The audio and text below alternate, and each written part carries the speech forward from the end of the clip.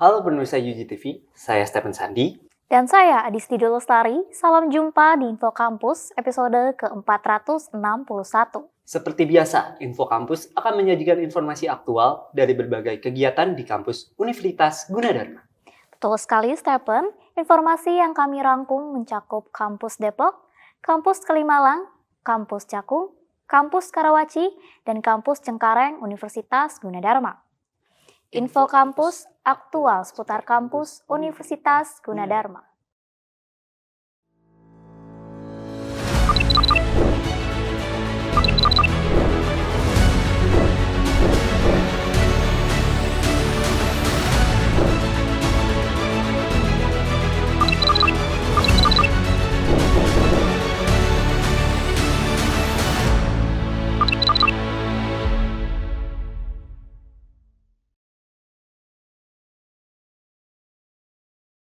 Pemirsa UGTV, pada 11 Februari 2025, Universitas Gunadarma menyelenggarakan kegiatan penandatanganan MOU dan MOA serta seminar mengenai branding communication dan konten marketing di dunia industri media dan pelaku usaha mikro.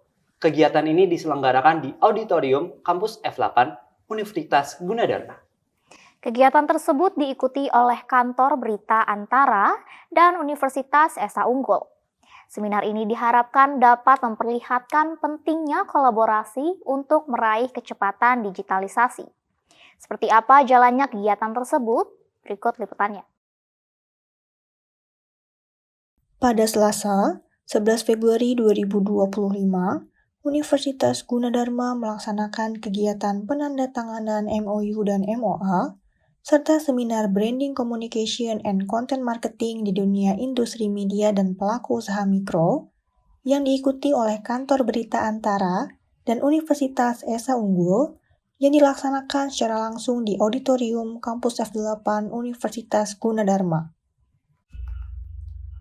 Kegiatan ini dipandu oleh MC Dr. Asti Darmayanti ST MMSI MSc, dilanjutkan dengan sambutan Wakil Ketua Pelaksana Acara, yakni Dr. Edi Prihantoro MIKOM MMSI, yang menjelaskan mengenai pentingnya kerjasama ataupun kolaborasi untuk meraih kecepatan digitalisasi.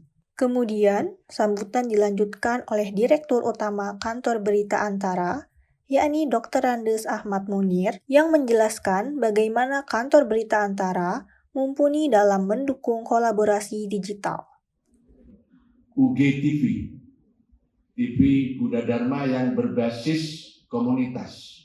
Saya kira ini peluang untuk bersama-sama dengan kami dalam upaya meningkatkan profesionalitas terhadap kinerja produksi jurnalisme dari TV UG tersebut. Kepala Dinas Perindustrian dan Perdagangan Kota Depok, Dr. Andes Dudi Miras Imadudin MSI, menyampaikan harapan atas kegiatan MOU dan MOA terlaksanakan dengan rutin agar pelaku usaha mikro dapat semakin berkembang di dalam digitalisasi ini. Rektor Universitas Esa Unggul yang hadir, Dr. Insinyur Arif Kusuma Among Praja STMBA IPU ASEAN Eng, menyampaikan manfaat dari kerjasama ataupun kolaborasi antara media dengan perguruan tinggi.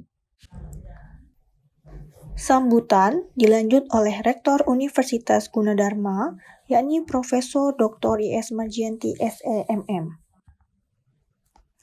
yang menjelaskan keunggulan dari Universitas Gunadarma yang telah melakukan berbagai praktek dengan superkomputer yang mendukung digitalisasi. Setelah rangkaian sambutan selesai, prosesi penandatanganan MOU dan MOA dengan para tokoh akademisi yang telah hadir. Kegiatan dilanjutkan dengan sesi seminar yang dipandu oleh moderator, yakni Dr. Reza Praditya Yuda MIKOM. Seminar ini bertajuk Branding Communication dan Content Marketing di dunia industri media dan pelaku usaha mikro, yang diisi oleh narasumber yang memberikan pemaparan materi oleh Dr. Andes Dudi Miras Imadudin MSI, Profesor Dr. Tuti Widyastuti MSI, dan Prasetyo Utomo, tentang strategi komunikasi yang efektif untuk membantu pelaku usaha mikro dan industri media dalam membangun brand yang kuat dalam perkembangan digital. Kemudian sesi tanya jawab oleh para peserta terkait pemaparan materi yang telah diberikan oleh narasumber. Profesor Dr. Tuti Widyastuti MSI, selaku Dekan Fakultas Ilmu Komunikasi Universitas Gunadarma, menyampaikan tujuan serta harapan dari kegiatan yang telah dilakukan. Kemudian, Prasetyo Utomo, sebagai narasumber dari Antara, juga menyampaikan tanggapan yang baik serta harapan dari acara MOU dan MOA pada hari ini. Demikian laporan yang dapat saya sampaikan. Saya Revalia beserta tim Info Kampus yang bertugas kembali ke studio. Baik pemirsa, Info Kampus akan segera kembali dengan info lainnya setelah pesan-pesan berikut ini.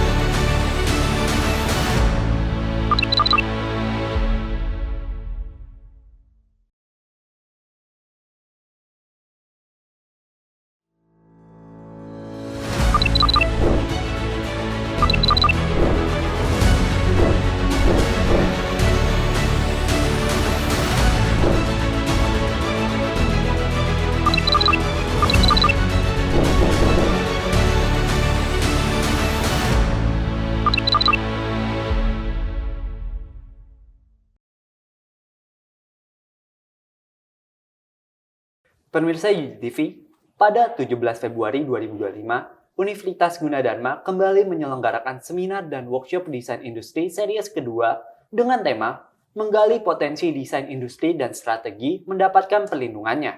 Acara ini dilaksanakan di Auditorium Kampus F6 Universitas Gunadarma. Kegiatan ini diharapkan dapat meningkatkan pemahaman mengenai desain industri yang memiliki peran penting di pasar global, serta pentingnya perlindungan hukum terhadap inovasi dalam dunia desain. Seperti apa jalannya kegiatan seminar ini? Berikut liputannya. Pada Senin, 17 Februari 2025, Universitas Gunadarma kembali menyelenggarakan seminar dan workshop desain industri series kedua dengan tema Menggali Potensi Desain Industri dan Strategi Mendapatkan Perlindungannya. Acara ini bertujuan untuk meningkatkan pemahaman mengenai desain industri serta perlindungan hukum terhadap inovasi dalam dunia desain. Seminar yang berlangsung di kampus F6 Universitas Gunadarma dibuka dengan laporan dari Ketua Panitia Dr. Ir RR Sri Purnomasari STMT. Dalam laporannya, ia menyampaikan pentingnya kesadaran akan perlindungan desain industri bagi para kreator di Indonesia. Rektor Universitas Gunadarma, Profesor Dr. ES Margianti SEMM, turut memberikan sambutan sekaligus membuka acara secara resmi melalui Zoom meeting. Dalam sambutannya, ia menekankan bahwa desain industri memiliki peran penting dalam meningkatkan daya saing produk lokal di pasar global. Seminar ini menghadirkan dua narasumber utama, yaitu Muhammad Faktur Rahman STP MSI dan Toto Krikanto ST MDS, yang merupakan pemeriksa desain industri media. Dalam sesi pertama, Muhammad Faktur Rahman STP MSI memaparkan materi mengenai prosedur pendaftaran desain industri dan pentingnya perlindungan hukum bagi para desainer. Selanjutnya, Toto Krikanto ST MDS membahas berbagai strategi dalam memperoleh hak kekayaan intelektual untuk desain industri. Acara dipandu oleh moderator Dr. Widyo Nugroho, Kepala Sentra Hak Kekayaan Intelektual Universitas Gunadarma. Para peserta yang hadir secara luring maupun daring melalui Zoom meeting tampak antusias mengikuti seminar ini. Baik, jadi pelaksanaan seminar dan workshop pada intinya kan kita 3 hari melaksanakan workshop ya. Jadi di sini adalah menggali potensi desain industri tadi dan strategi untuk mendapatkan perlindungan. Nah, dalam ini kita mengajukan, jadi sebelum dilakukan pendaftaran secara online, kita mengajukan dokumen-dokumen. Ya, dokumen itu karena lumayan banyak ya, jadi intinya ada pengalihan hak, kemudian kepemilikan desain industri, kemudian uraiannya dari desain industri yang kita ajukan, kemudian gambar-gambar yang mesti dilengkapi, jadi ada tampak atas, tampak belakang, tadi ada tambahan harus detail juga, tampak samping kiri, tampak samping kanan, tampak depan, tampak belakang, dan perspektif 3 dimensi.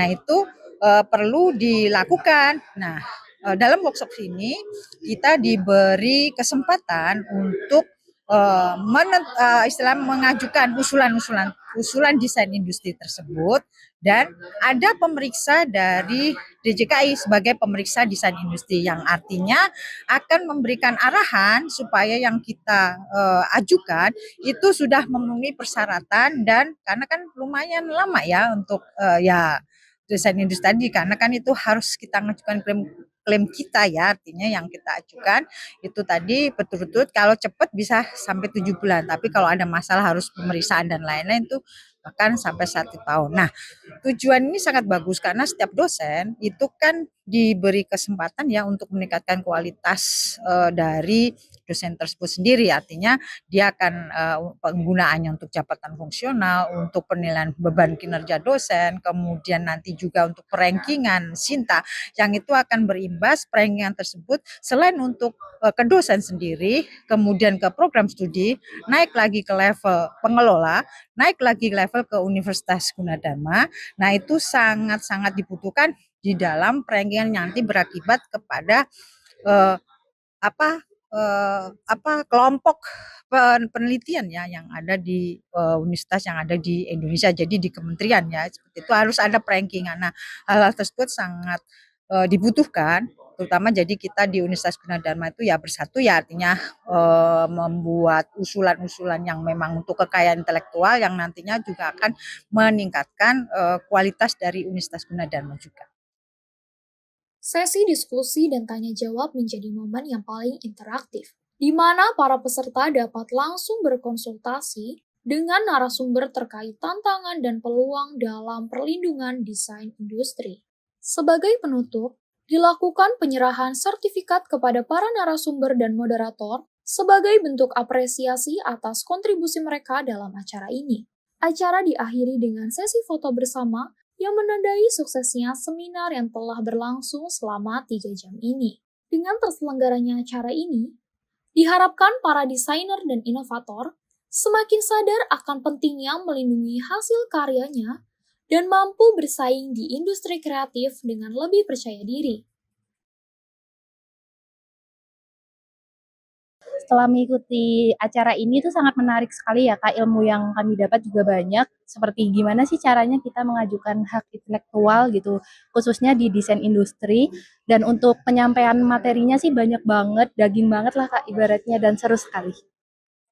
Kalau buat saya sih ternyata insight yang baru banget yang kita dapat itu yang semua kita lakukan selama ini tuh ternyata bisa kita jadikan hak intelektual yang kita bisa bagi ke orang juga gitu. Demikian laporan yang dapat saya sampaikan. Saya Kusyuke Agamane beserta tim Info Kampus yang bertugas kembali ke studio.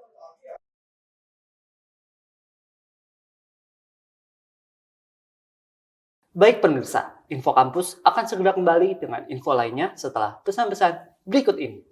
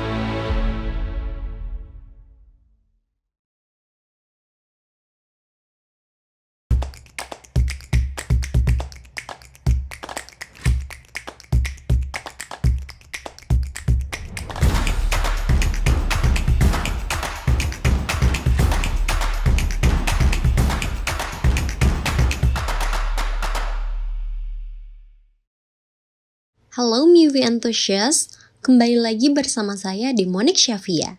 Pada segmen review film kali ini, saya akan mereview salah satu film kartun terkemuka di dunia. Apalagi kalau bukan Doraemon. Doraemon the Movie Nobita's Earth Symphony adalah film layar lebar Doraemon yang ke-43. Selain 2 film Stand By Me, sudah ada 43 film Doraemon yang tayang hampir tiap tahun. Film ini juga sekaligus project anniversary Fujiko F. Fujio ke-90. Biasanya film Doraemon diangkat dari manga Doraemon's Long Tales atau Petualangan Doraemon. Tapi, 2 tahun belakangan ini, naskah film diangkat dari cerita yang completely original. Kali ini ditulis oleh Teruko Utsumi dan disutradari oleh Kazuaki Imai. Cerita film Doraemon selalu dimulai dari masalah yang simpel dan diakhiri dengan konflik berskala ruang dan waktu. Begitupun juga di film ini, menceritakan tentang Nobita dan kawan-kawan yang harus menyelamatkan bumi dari entitas kosmik penghancur planet dengan kekuatan musik. Semuanya diawali dari Nobita dan kawan-kawan yang harus menampilkan pertunjukan musik kelas dengan recorder. Namun seperti biasa, hanya Nobita yang paling payah dan paling sulit untuk belajar. Sehingga seperti biasa, Nobita meminta bantuan Doraemon. Dari sini cerita mulai berkembang, sampai mereka bertemu dengan Mika, alien dari planet Musaeka, yang membutuhkan bantuan Nobita dan kawan-kawan untuk menyelamatkan peradabannya sekaligus bumi dari serangan noise pemangsa planet. Film Doraemon selalu menyajikan dunia lain yang imajinatif, tidak terkecuali di film ini. Apalagi saat Nobita dan kawan-kawan mulai menapaki civilization yang menggunakan musik sebagai energi utama. Seperti biasa, penyajian dunianya selalu fantastis. Namun, durasi film yang hampir 2 jam ini terasa terlalu lama untuk ukuran film anak-anak. Tetapi, semuanya terbayar di bagian klimaks ketika Nobita dan kawan-kawan menampilkan orkestra musik. Ditambah ada selipan theme song Yumi wo Kanete Doraemon, OST film ini dibawakan oleh Faundi. Karena film ini bertema musik, original soundtrack keseluruhan film ini tidak perlu diragukan lagi. Doraemon the Movie Nobita's Earth Symphony adalah film kartun yang cocok ditonton oleh semua umur, apalagi para penggemar Doraemon. Film ini tayang mulai 17 Juli 2024, so jangan lewatkan untuk menonton film ini di bioskop kesayangan kalian ya. Sekian review film kali ini, saya Demonic Syafia beserta seluruh tim Info Kampus yang bertugas kembali ke studio.